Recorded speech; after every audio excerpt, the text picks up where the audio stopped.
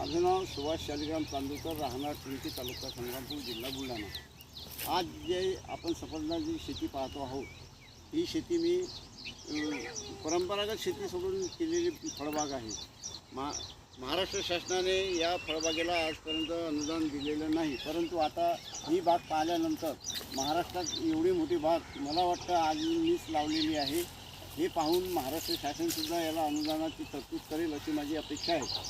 ही बाग लावताना मी हनुमान शर्मा यांनी जी संशोधन केलेली जात आहे हार्मन 99 याच्याकरिता यूट्यूबवर बरेचसे प्रयत्न पाहिलेला आहे आणि त्यांनीसुद्धा मला सांगितलं की 42 डिग्री सेल्सिअसमध्ये ही जात आमच्याकडे येते आणि 45-47 डिग्रीपर्यंत ती हे करू शकते, सहन करू शकते उष्णतामान।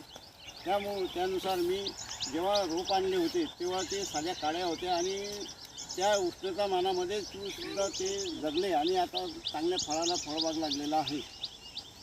शेतकऱ्यांना जे परंपरागत शेती आहे ती सोडून मी तर म्हणेन की सफरचंदाची बाग जर केली तर आपल्या शेतकऱ्याचं उत्पन्न देऊन परंपरागत याला फाटा देऊन आपण सफरचंदाची शेती करू शकतो।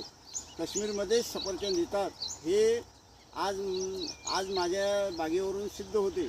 तरी मी शेतकऱ्यांना नम्र विनंती करतो की आपण सफरचंदाची शेती करावी आणि आपल्या स्वतःचं उत्पन्न आणि स्वतः वृद्धिंगत व्हावं अशी माझी इच्छा आहे।